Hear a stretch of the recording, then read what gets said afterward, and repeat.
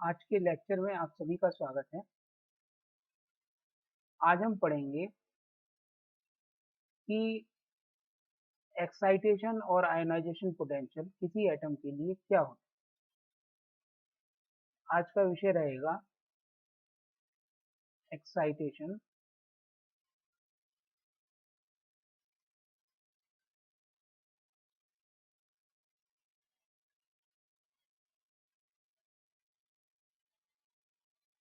Excitation and ionization potential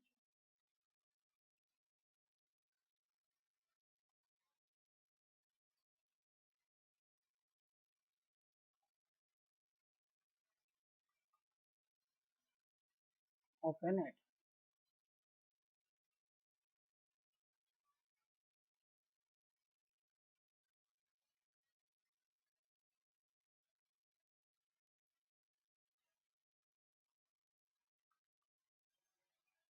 तो इससे पहले कि हम एक्साइटेशन और आयोनाइजेशन पोटेंशियल यानी कि उत्तेजन और आयनन विभव के बारे में बात करें, सबसे पहले हम बात करते हैं बोहर्स के एटॉमिक मॉडल।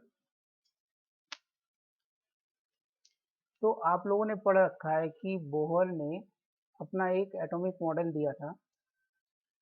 इसमें इसने कुछ अपनी अजम्पशन करी थी कि जो इलेक्ट्रॉन है वो न्यूक्लियस के चारों ओर स्टेशनरी ऑर्बिट्स में घूमता है, और जब तक वो ऑर्बिट्स में घूमता है तो ना तो किसी एनर्जी को रेडिएट करेगा ना एब्जॉर्ब करेगा।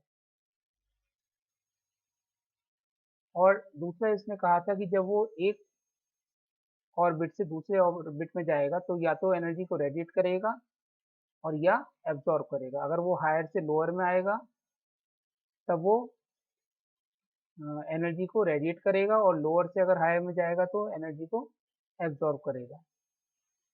तो उसको हम यहाँ ज़्यादा डिटेल में नहीं पढ़ रहे, हम डायरेक्ट उसका रिजल्ट यूज करेंगे कि बोहर एटॉमिक मॉडल के अनुसार अगर nth ऑर्बिट है तो उसकी energy En is equal to minus 2 pi square m e raise to power 4 upon small h square into 1/n square होती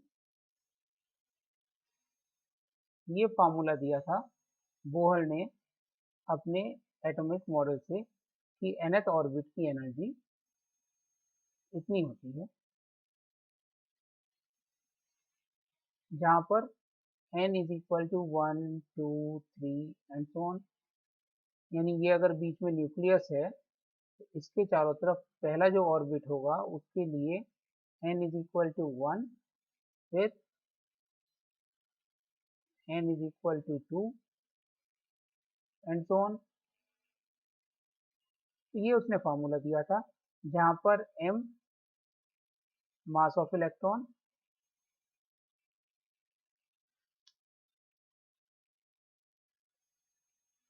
जिसकी value 9.1 into 10 raise to power minus 31 kg, और E electronic आवेश, electronic charge, इसकी value आप लोगों को पता है 1.6 into 10 raise to power minus 19 coulomb. Small h Planck constant,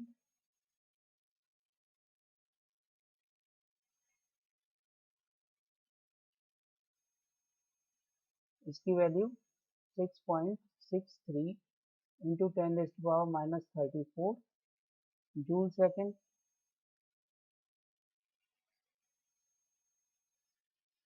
तो ये वैल्यू होती है।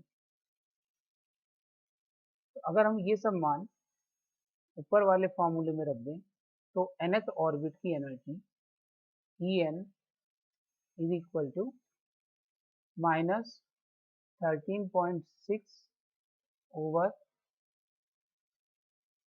n स्क्वायर इलेक्ट्रॉन वोल्ट में आ जाएगी।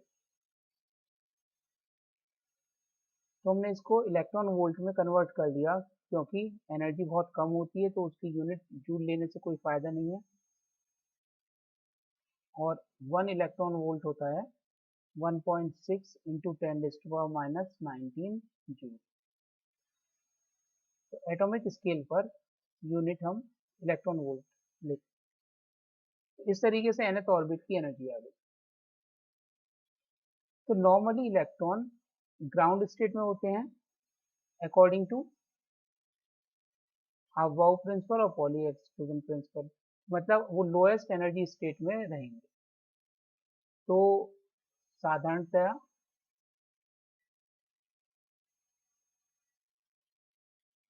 इलेक्ट्रॉन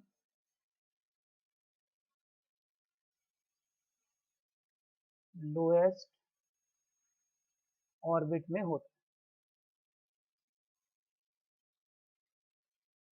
और जो बोहर ने अपना एटॉमिक मॉडल दिया था वो हाइड्रोजन या हाइड्रोजन लाइक एटम्स के लिए दिया था, जिसमें कि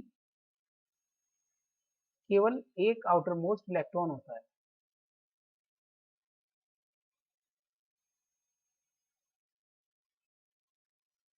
तो जब एक ही इलेक्ट्रॉन होता है तो उसके लिए हमेशा इनिशियली Ni की वैल्यू 1 रहेगी।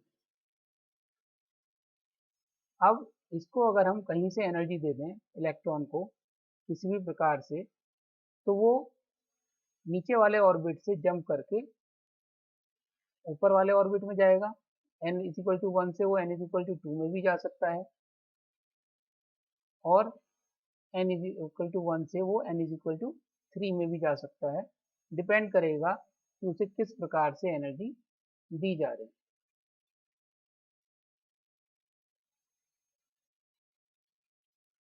उसे कितनी एनर्जी दी जा रही है उसके अकॉर्डिंग वो n=1 से 2 में, 3 में या आगे और कहीं जा सकता है।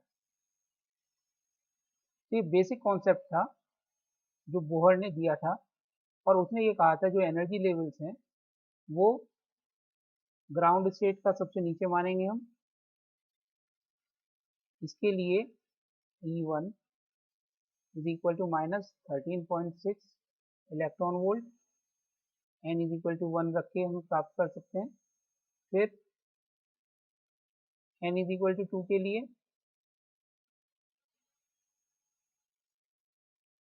E2 जब यहाँ पे रखेंगे n की वैल्यू 2 तो ये जाएगा -13.6/4, यानी कि -3.4 electron volt and so on. आगे और भी होंगे n=3,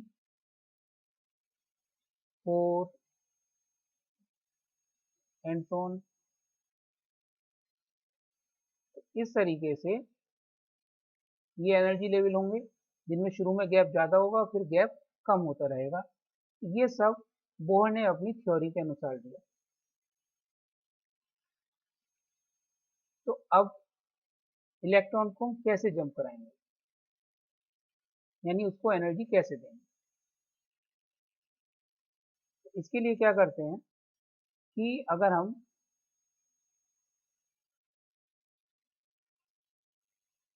किसी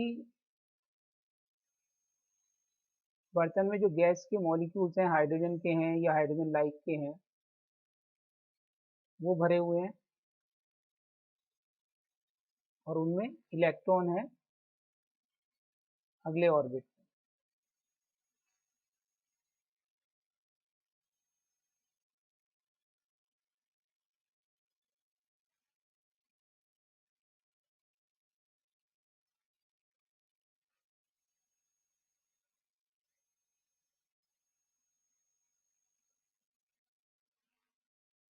तो इनको अगर हम बाहर से एक हाई एनर्जी वाले इलेक्ट्रॉन की तरफ फेंकें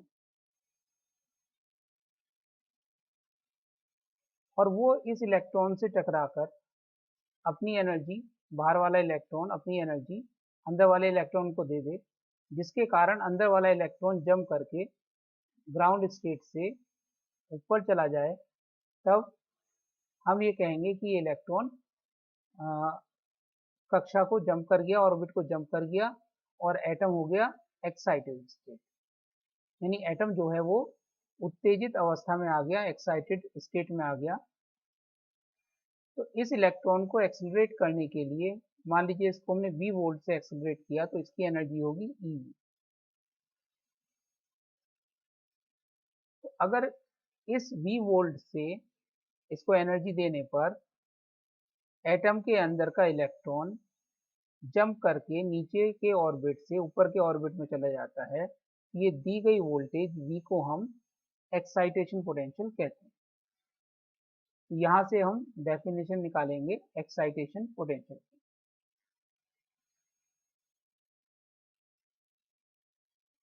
पहले तो उत्तेजित,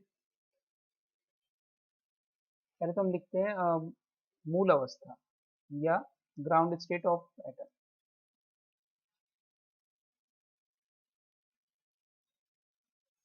ग्राउंड स्टेट, ग्राउंड स्टेट में क्या होगा, when electron is in n is equal to 1।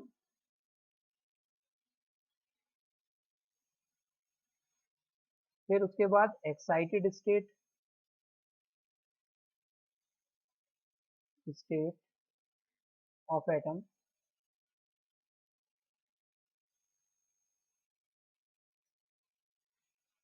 When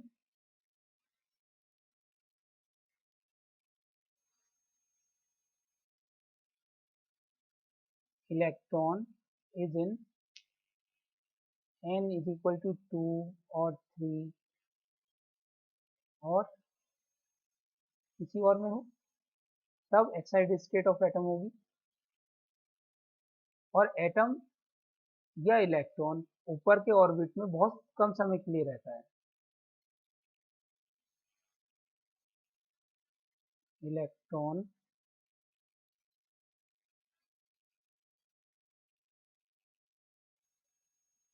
उच्च कक्षा में केवल 10⁻⁸ सेकेंड तक रहता है और फिर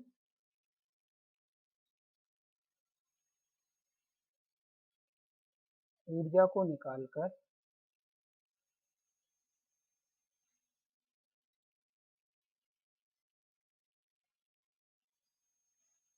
n इज इक्वल टू 1 में आ जाता है।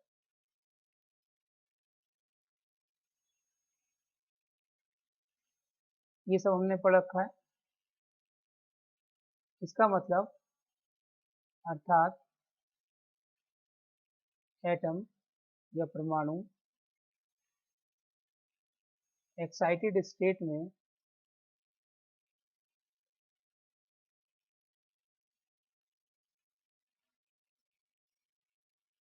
केवल 10⁻⁸ सेकेंड तक रहेगा।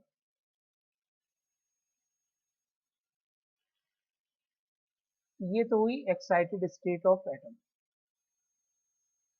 अब आयनाइजेशन स्टेट ऑफ एटम या आयनन अवस्था, परमाणु की आयनन अवस्था।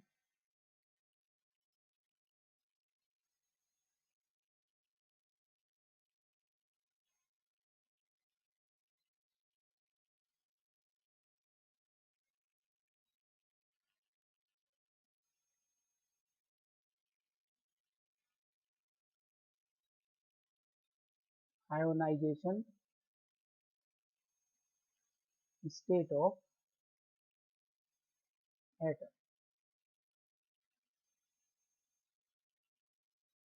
तो आयोनाइजेशन में क्या होता है कि एटम के अंदर इलेक्ट्रॉन को इतनी एनर्जी मिल जाएगी कि वो सारे ऑर्बिट छोड़कर एटम से ही बाहर निकल जाएगा। जब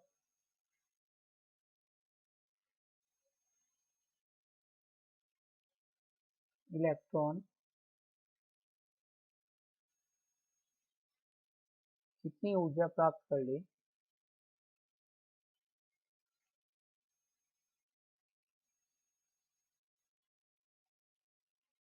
कि वो n इज इक्वल टू 1 से n is equal to infinity, अर्थात परमाणु से बाहर चला जाए।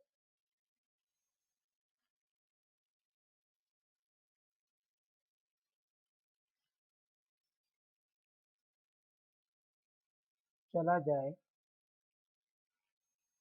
तो इसे आयनन अवस्था कहते हैं।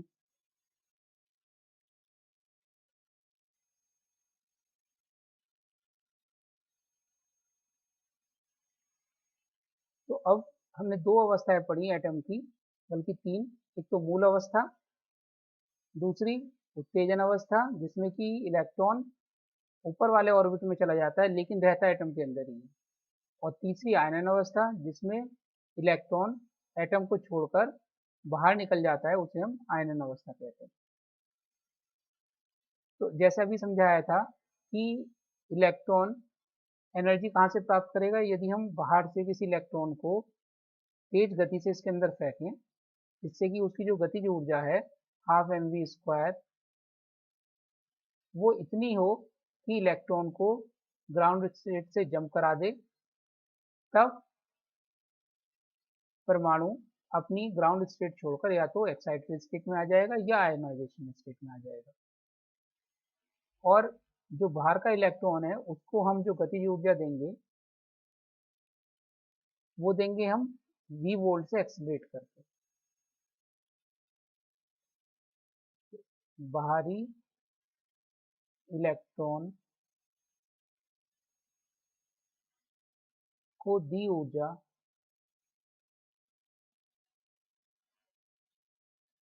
½ mv² is equal to small e into we.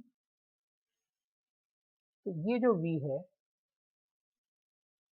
ये कितना दे रहे हैं कि जिससे परमाणु एक्साइटेड स्टेट में जा रहा है या आयनाइजेशन स्टेट में जा रहा है, उसी के आधार पर इस v का नाम पड़ेगा। पहले हम बात करते हैं एक्साइटेशन पोटेंशियल या उत्तेजन विभव।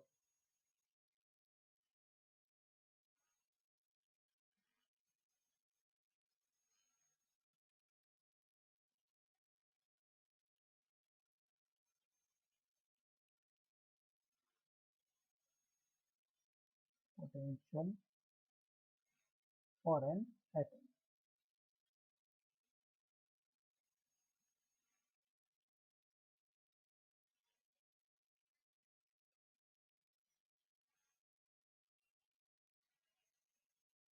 तो किसी एटम के लिए, हाइड्रोजन या हाइड्रोजन लाइक एटम के लिए,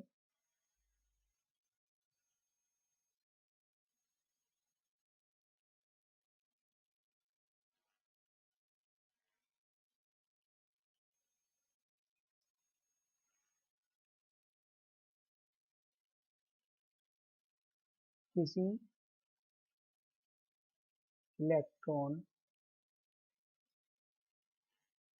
पर लगाया गया वह पोटेंशियल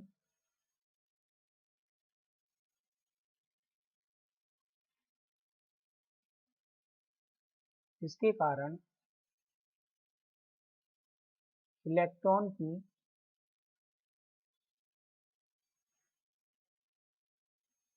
गतिज ऊर्जा इतनी हो जाए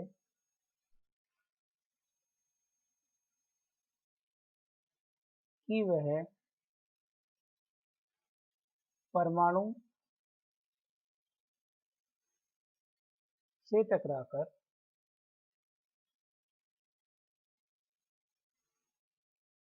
उसके इलेक्ट्रॉन को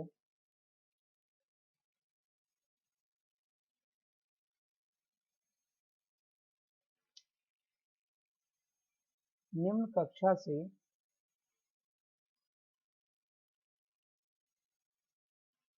उच्च कक्षा में भेज सके,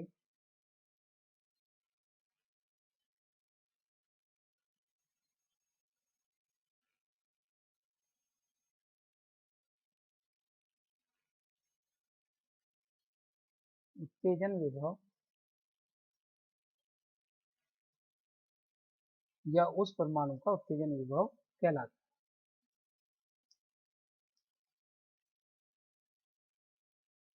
उस परमाणु का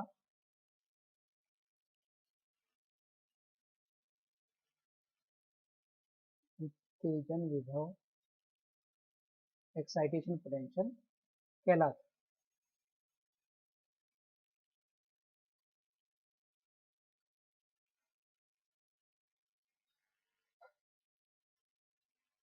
तो अब हमने देखा था कि एक्साइटेशन के लिए वो n इज इक्वल टू 1 से अगर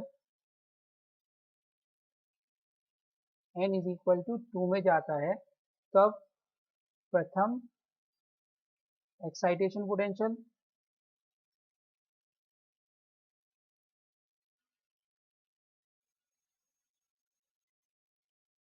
होगा, और अगर n इज इक्वल टू 1 से ही 3 में जाता है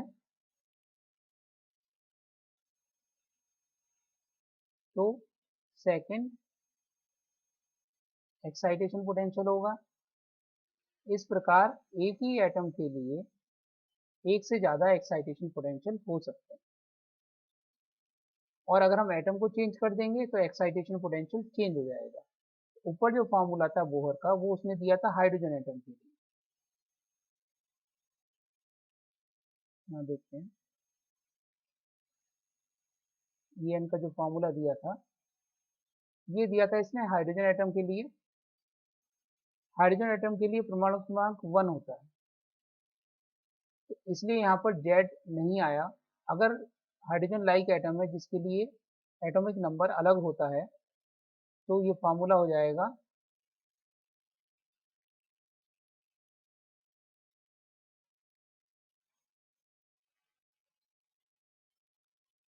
En is equal to minus 13.6 Z over n square electron volt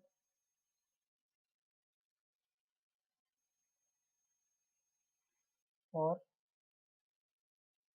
hydrogen like atom. कहने का मतलब कि ऐसा पोटेंशियल जिससे हम किसी इलेक्ट्रॉन को एक्सीलरेट करके किसी एटम से टकरा दें और वो एटम एक्साइट हो जाए, तब वह पोटेंशियल एक्साइटेशन पोटेंशियल कहलाएगा उस एटम के लिए। और ये एक से ज़्यादा होते हैं, एटम बदल देंगे तो एक्साइटेशन पोटेंशियल के मान बदल जाएंगे। दूसरा है आयोनाइजेशन पोटेंशियल। जिस प्रकार से अभी परिभाषा दी थी हमने एक्साइटेशन पोटेंशियल की, उसी तरीके से आयोनाइजेशन पोटेंशियल उसी के बिल्कुल पैरेलल कि किसी बाहरी इलेक्ट्रॉन को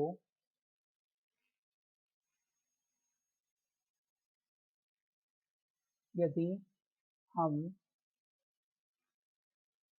V वोल्ट से त्वरित करके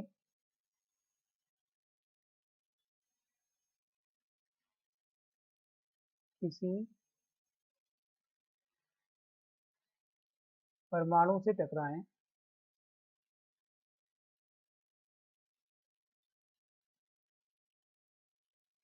और इस कारण परमाणु का इलेक्ट्रॉन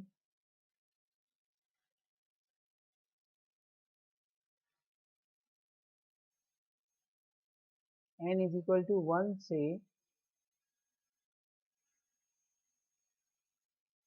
या हम कह सकते हैं परमाणु को छोड़कर बाहर चला जाए।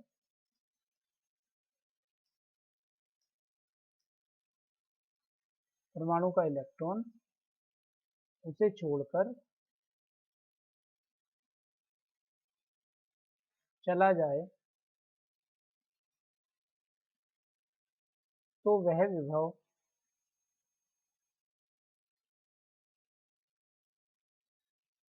उस परमाणु का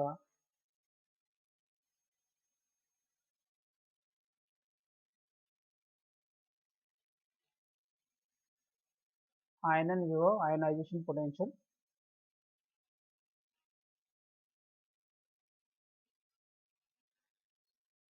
कहलाता है।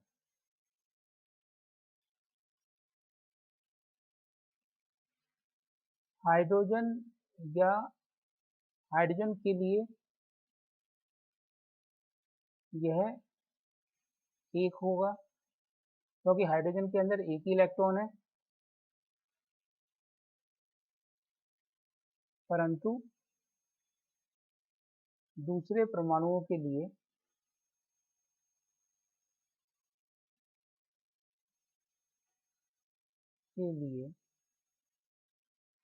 एक से अधिक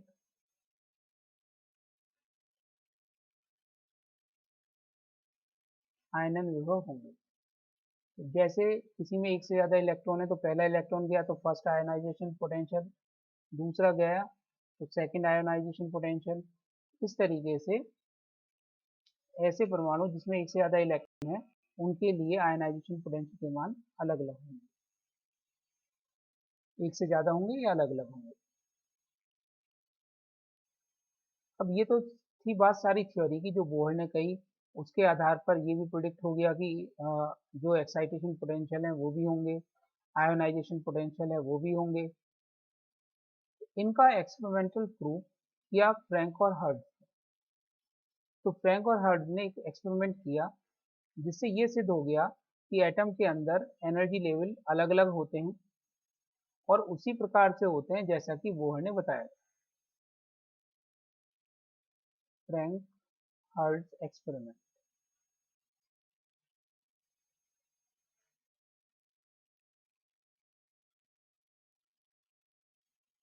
तो इससे जो बोहर का कॉन्सेप्ट है कि एनर्जी लेवल डिस्क्रीट होते हैं एटम के अंदर, वो प्रूव हुआ।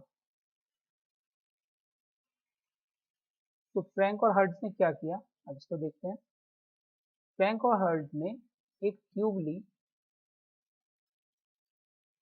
जिसमें एक छेद के द्वारा हम जो भी हम गैस भरना चाहें वो भर सकते हैं।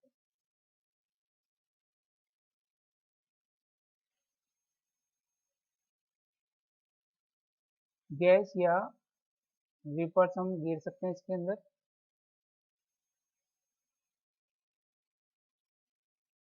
जिससे कि केवल इस ट्यूब के अंदर उसी गैस के परमाणु होंगे, वही परमाणु होंगे जो हम इसके अंदर घेर रहे हैं।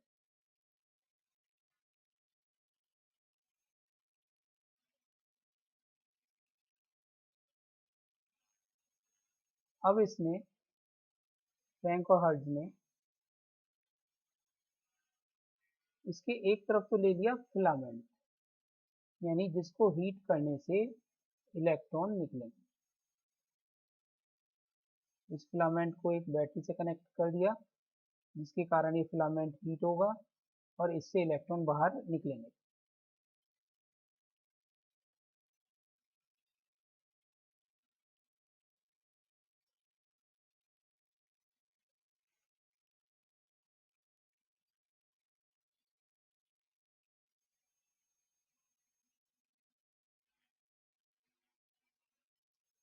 इसके सामने एक ले ली ग्रिड, ग्रिड मतलब जालीदार इलेक्ट्रोड जिसके बीच में से इलेक्ट्रॉन जा सकते हैं, और ग्रिड के बीच में और फिलामेंट के बीच में एक वोल्टेज लगा दी V, जिसका मान हम परिवर्तित कर सकते हैं।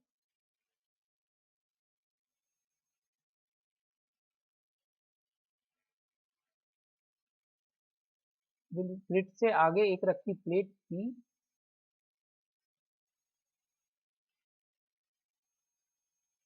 और प्लेट P और ग्रिड के बीच में एक हमने पोटेंशियल लगा दिया, नेगेटिव पोटेंशियल V0।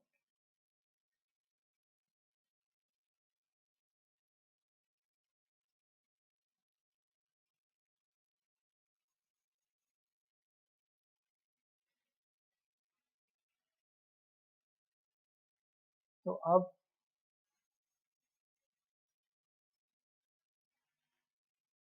जो हमने इसके अंदर गैस गिरी उसके एटम्स होंगे,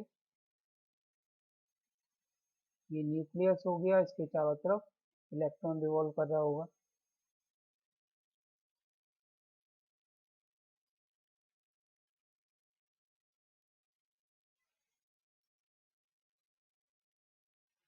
और फिलामेंट से इलेक्ट्रॉन निकलेंगे जो कि इस डायरेक्शन में चलेंगे। क्योंकि फिलामेंट और ग्रिड के बीच में हमने वी वोल्ट लगा रखी है, तो इन इलेक्ट्रॉन की एनर्जी होगी ईवी। इनकी जो काइनेटिक एनर्जी होगी वो होगी ईवी।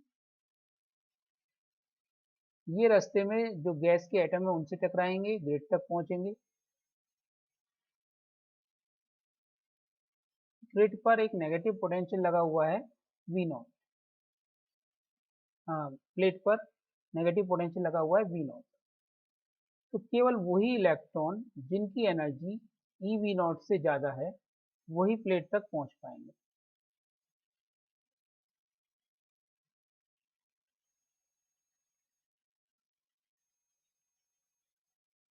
तो जो इलेक्ट्रॉन यहाँ से निकलते हैं फिलामेंट में, रास्ते में वो इनसे टकराएंगे गैस के एटम से, फिर ग्रिड तक पहुंचेंगे। ग्रिड तक पहुंचते पहुंचते अगर उनकी ऊर्जा ई वी नॉट से ज़्यादा है तभी वो प्लेट पी पर पहुंच पाएंगे। और प्लेट पी के बाद यहाँ से जितनी करंट निकलेगी वो हम मेज़र कर सकते हैं। इलेक्ट्रॉन पी की तरफ आ रहे हैं तो करंट की डायरेक्शन ये हो आई।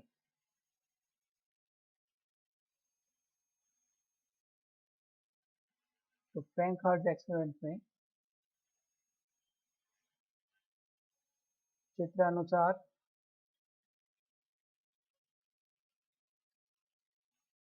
एक ट्यूब में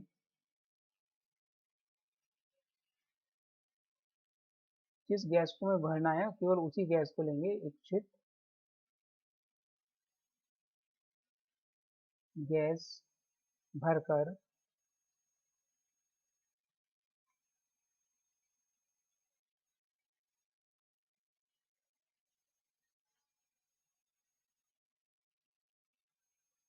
वी वोल्ट से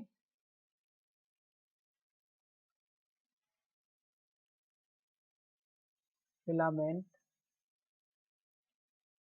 से निकले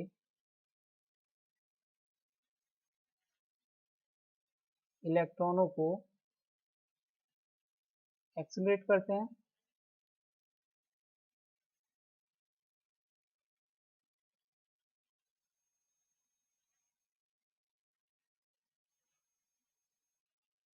ये ग्रिड जी पर पहुंचने से पहले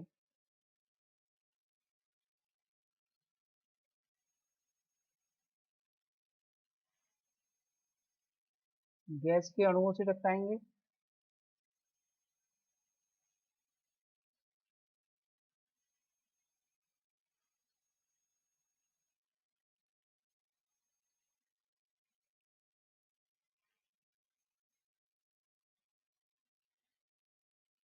यदि जी पर पहुंचने के बाद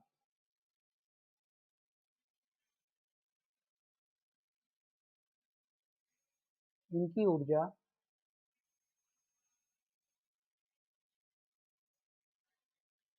ई वी नॉट से अधिक होगी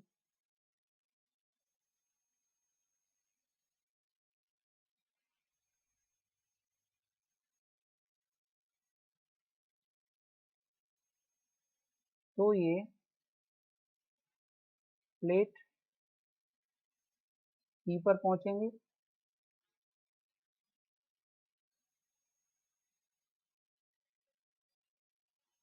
और धारा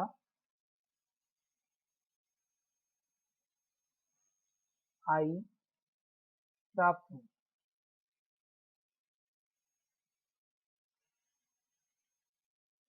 ये तो इसका कॉन्सेप्ट है। अब उन्होंने एक्सपेरिमेंट में क्या किया कि V का मान बढ़ाने पर धारा I तथा V के बीच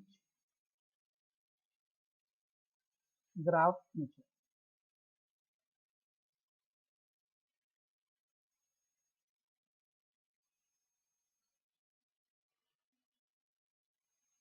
ये जो ग्राफ खींचा वो किस प्रकार से आया, क्या किया इन्होंने,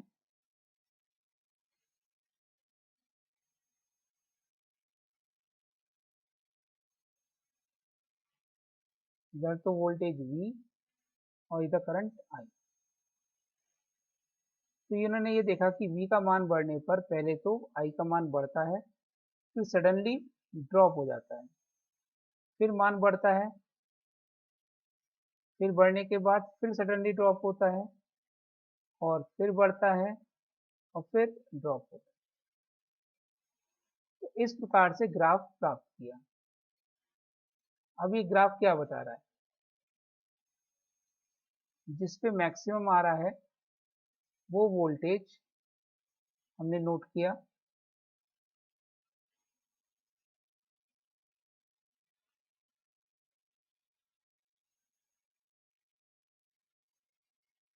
V, यहाँ पे ट्वाइस V, ऐसे VC लिख लेते हैं, अभी बताएंगे VC किसे कहेंगे, 2VC, 3VC, ऐसे।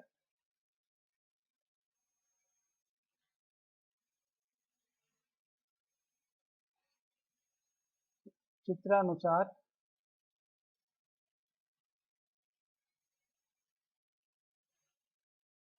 ग्राफ प्राप्त हुआ।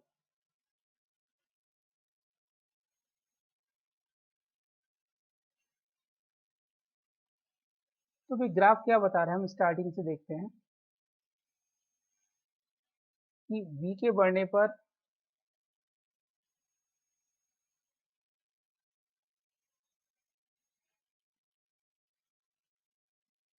P पर पहुंचने वाले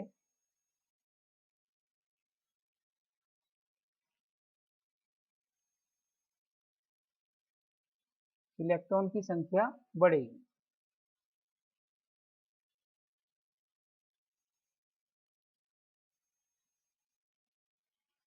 परंतु एक विशेष मान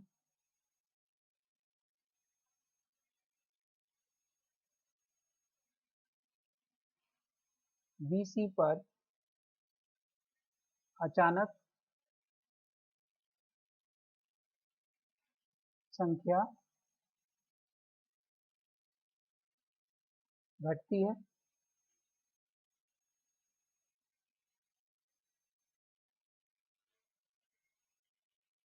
यह दर्शाता है कि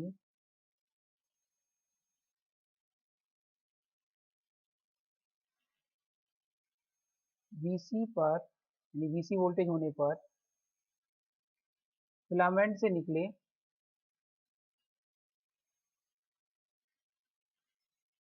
फिलामेंट से निकलने वाले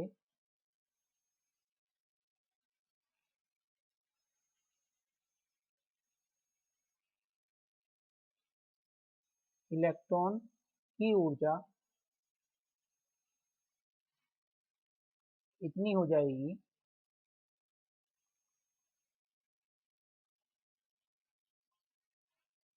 कि वे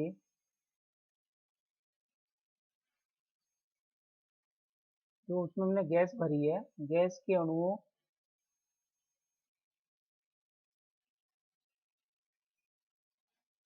को उत्तेजित करके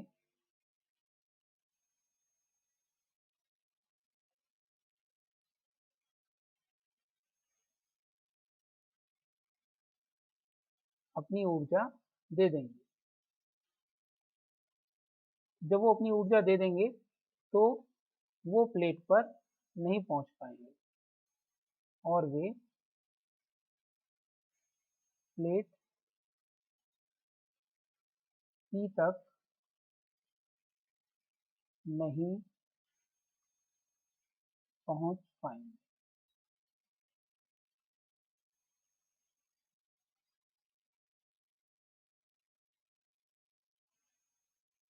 पुनः V बढ़ने पर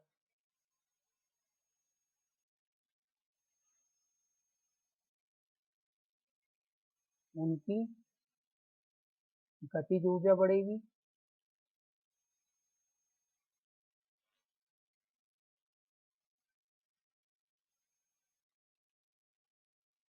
और 2Vc पर यही क्रिया रिपीट होगी।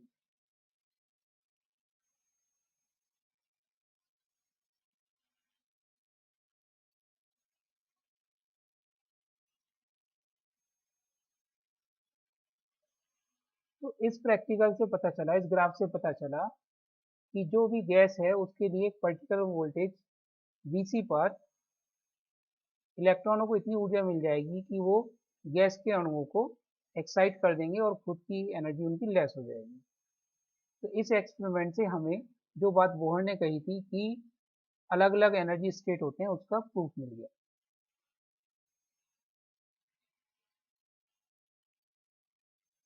इसमें एक नोट,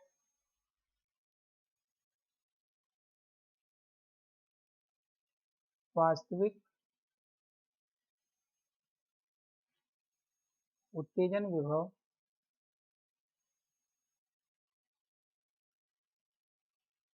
का मान Vc से अधिक होता है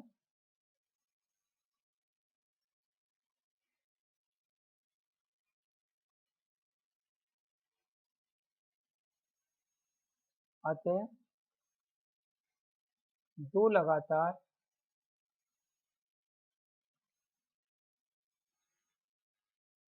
उत्तेजन, दो लगातार जो पीक्स आ रही हैं,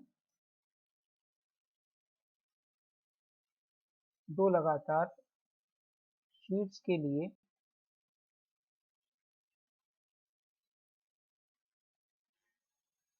वोल्टेज में अंतर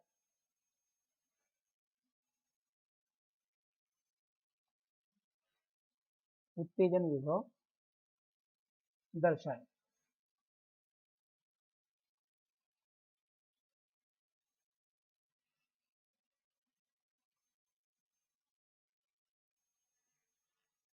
तो यहाँ पर जो Vc है एक्चुअल में Vc जो वैल्यू आ रही है वो इक्वल है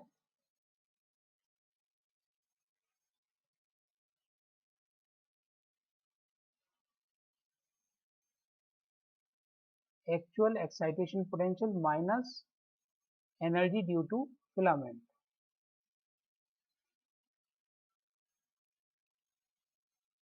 हम कहते हैं energy due to filament divided by small, क्योंकि यहाँ पर जो इलेक्ट्रॉन बाहर निकल रहे हैं उसको फिलामेंट से निकलते वक्त कुछ गतिज ऊर्जा होगी और इस कारण वो कुछ कम वोल्टेज पर ही एटम को एक्साइट कर देंगे, इसलिए जो एक्चुअल उत्तेजन विभव V का मान होगा वो Vc से ज्यादा होगा।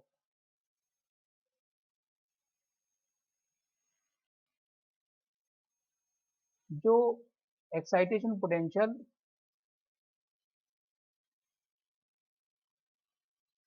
एंड आयनाइजेशन पोटेंशियल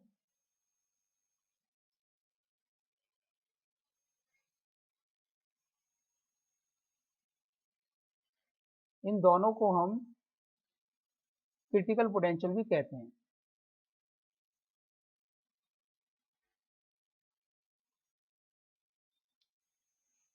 क्रांतिक विभव भी कहते हैं, इसलिए हमने यहाँ पे Vc का इस्तेमाल किया।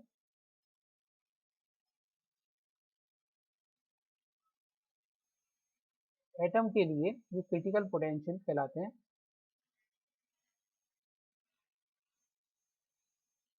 इसकी लिमिटेशंस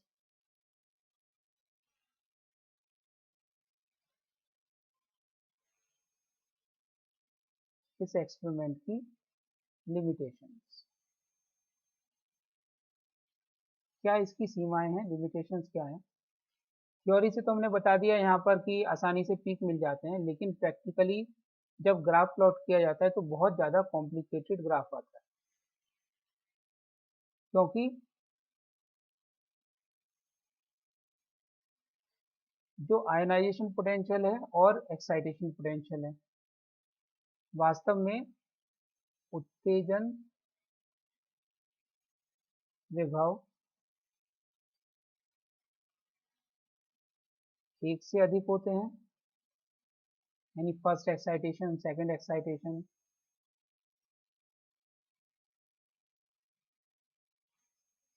तथा जो आयनाइजेशन है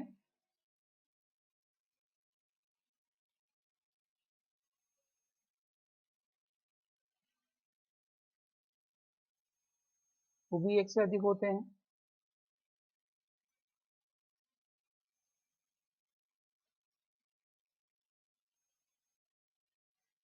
अतः ग्राफ जो ये IV का हमने ग्राफ खींचा है बहुत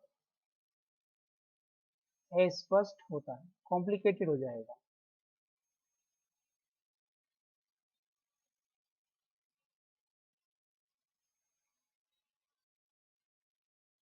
तो ये केवल उन एटम के बारे में बता पाता है जिनमें नंबर ऑफ इलेक्ट्रॉन्स कम हो, जिनमें एक्साइटेशन पोटेंशियल कम हो।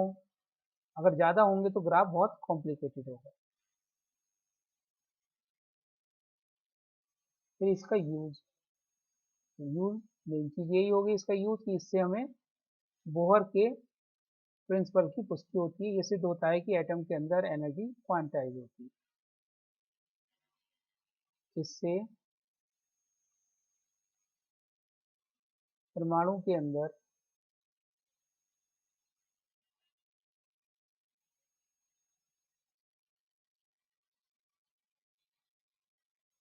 ऊर्जा के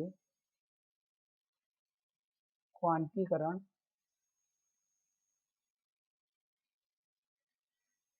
का पता चलता है।